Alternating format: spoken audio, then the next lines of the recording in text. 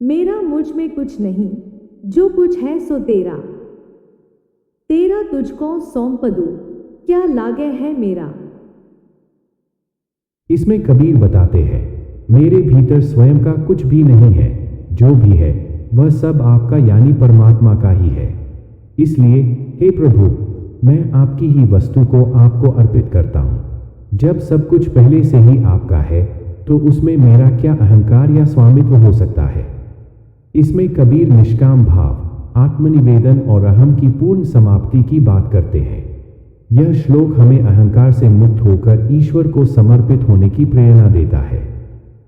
सांझ बराबर तप नहीं, झूठ बराबर पाप। जाके हृदय सांझ है ताके हृदय आ। इसमें कबीर बताते हैं, सत्य के समान कोई तप नहीं है, क्योंकि सत्य स्वयं में ही महान साधना है और हमें अच्छा इंसान बनाता है। इसके विपरीत झूठ बोलना सबसे बड़ी बुरी बात है, क्योंकि यह हमें गलत, अधर्म और पतन की ओर ले जाता है। जिस इंसान का दिल सच्चा होता है उसमें भगवान स्वयं वास करते हैं। इस दोहे का मतलब यह है कि हमें हमेशा सच बोलना चाहिए और ईमानदार रहना चाहिए, क्योंकि सत्य का पालन करना ही वास्तविक साधना है, जो आत्मिक शुद्धता और ईश्वर प्राप्ति का मार्ग प्रशस्त करता है। माया मुई न मन मुवा, मरिमरी गया शरीर। आशा तृष्णा ना मुई, यो कह गए दास कबीर। इसमें कबीर बताते हैं कि भौतिक वस्तुएं और शरीर तो नाशवान हैं और मानव का मन सदा इच्छाओं और वासनाओं से ग्रसित रहता है। जब तक मनुष्य अपनी इच्छाओं पर नियंत्रण नहीं करता, तब तक उसे शांति और मोक्ष की प्राप्ति नहीं हो सकती। अतः मनुष्य को वैराग्य और आत्मसंयम का मार्ग अपनाकर इच्छाओं के बंधन से मुक्त होने का प्रयास करना चाहिए। माली आवत देखी के, कलिया करे पुकार। फूली फूली चुनी गई, काली हमारी बार। इसमें कबीर बताते हैं, जैसे पूर्णतः खिले हुए पुष्प काल में समा जाते हैं, जिन्हें देखकर छोटे कलियां समझ जाती हैं कि अगला क्रम उनका ही है, उसी प्रकार कबीर इस दोहे के माध्यम से समझाते हैं कि मृत्यु निश्चित है और इसका कोई निश्चित समय नहीं होता। अतः हमें अपने जीवन के हर क्षण को सार्थक बनाना चाहिए, सद्गुणों को अपनाना चाहिए और ईश्वर की भक्ति में मन लगाना चाहिए, ताकि जब हमारा समय आए तो हम संतोषपूर्ण भाव से संसार से विदा हो सकें। निंदक न्यारे राखिए, औंगन कुटी छवाए। बिन पानी साबुन बिना, निर्मल करे सुभाए। कबीर दास जी इस दोहे में कहते हैं कि जो हमारी आलोचना करता है उसे अपने पास रखना चाहिए, जैसे आंगन में एक झोपड़ी बनाकर, क्योंकि बिना पानी और साबुन के ही वह हमारे स्वभाव को निर्मल करता है। आलोचक हमें हमारी गलतियों का एहसास कराकर सुधारने में मदद करता है। धीरे धीरे रे मना, धीरे सब कुछ होए। माली सींचे 100 घड़ा, ऋतु आए फल होए। इस दोहे के माध्यम से कबीर धैर्य और संयम की शिक्षा देना चाहते हैं।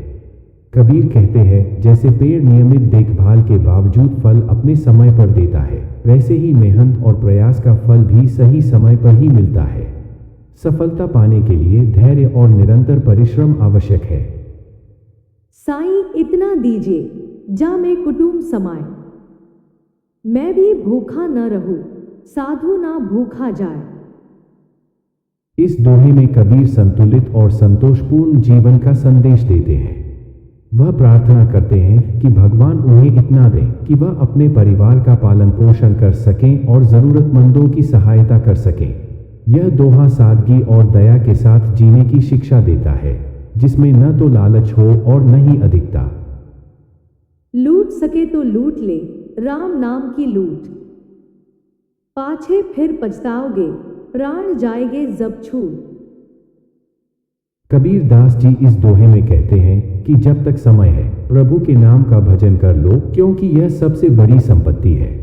मृत्यु के बाद कुछ भी साथ नहीं जाएगा और तब पछताने से कोई लाभ नहीं होगा। इसलिए जीवन में राम नाम का अधिक से अधिक सुमिरन करो। जहां दया तहां धर्म है, जहां लोभ तहां पाप।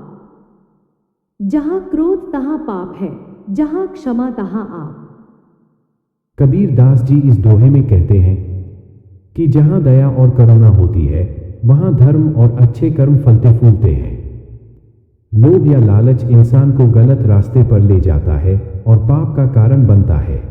क्रोध हमेशा विनाशकारी होता है, जबकि क्षमा का गुण इंसान को महान और ईश्वरीय बनाता है। यह हमें बताता है कि दया, क्षमा और सहनशीलता को अपनाने से जीवन बेहतर और शांतिमय हो सकता है। जाति न पूछो साधु की, पूछ ही लीजिए ज्ञान। मोल करो तलवार का, पड़ा रहन दो म्यान।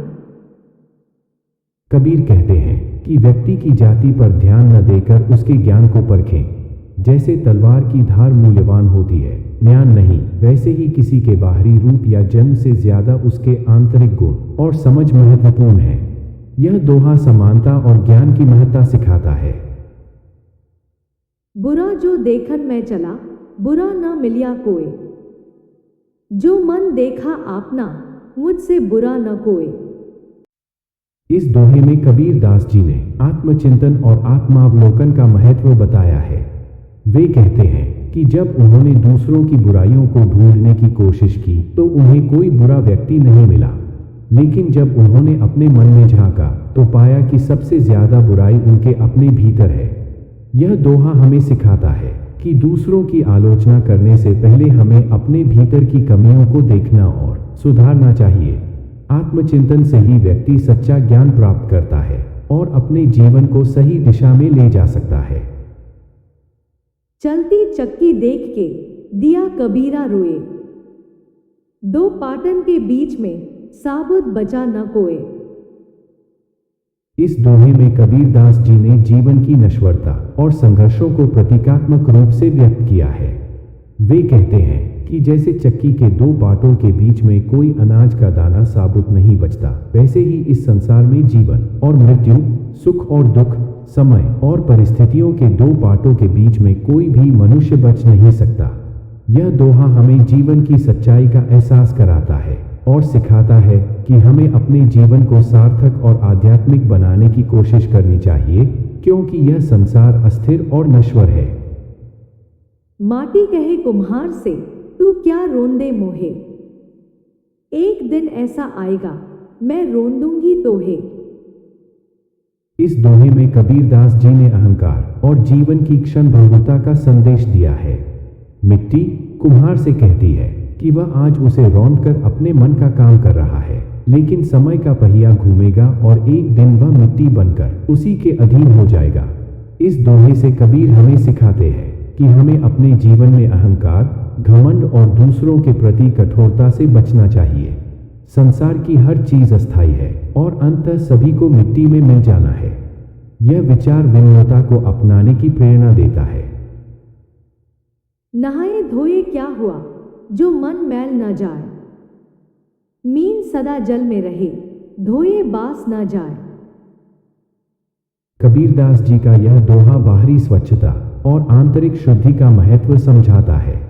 वे कहते हैं कि केवल नहाने धोने से शरीर साफ हो सकता है, लेकिन यदि मन बुरे विचारों से भरा है तो शुद्धता संभव नहीं।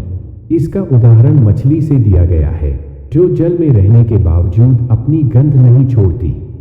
दोहे का संदेश है कि सच्ची पवित्रता बाहरी दिखावे में नहीं, बल्कि मन और आत्मा की शुद्धि में है। कबीरा खड़ा बाजार में, मांगे सबकी खैर। ना काहू से दोस्ती, न काहू से बैर। कबीर दास जी कहते हैं कि केवल ग्रंथ पढ़ने से कोई विद्वान नहीं बनता। असली ज्ञान पुस्तकों में नहीं, बल्कि प्रेम में है। जो व्यक्ति सच्चे प्रेम और करुणा को समझ लेता है, वही वास्तव में ज्ञानी होता है। प्रेम ही मानवता और आध्यात्मिक ज्ञान की सर्वोच्च शिक्षा है। पोथी पढ़ पढ़ जग मुआ, पंडित भया न कोय। ढाई आखर प्रेम का, पढ़े सो पंडित होए। कबीर दास जी कहते हैं कि केवल ग्रंथ पढ़ने से कोई विद्वान नहीं बनता। असली ज्ञान पुस्तकों में नहीं, बल्कि प्रेम में है। जो व्यक्ति सच्चे प्रेम और करुणा को समझ लेता है, वही वास्तव में ज्ञानी होता है। प्रेम ही मानवता और आध्यात्मिक ज्ञान की सर्वोच्च शिक्षा है। कस्तूरी कुंडल बसे मृग ढूंढे बन माही। ऐसे घट घट राम हैं दुनिया देखे नाही। कबीर दास जी इस दोहे में कहते हैं कि जैसे कस्तूरी हिरण की नाभि में होती है लेकिन वह उसे जंगल में खोजता है, वैसे ही ईश्वर हर व्यक्ति के हृदय में बसे हैं, लेकिन अज्ञानी लोग बाहर खोजते रहते हैं। आत्मज्ञान होने पर ही ईश्वर का सच्चा अनुभव होता है।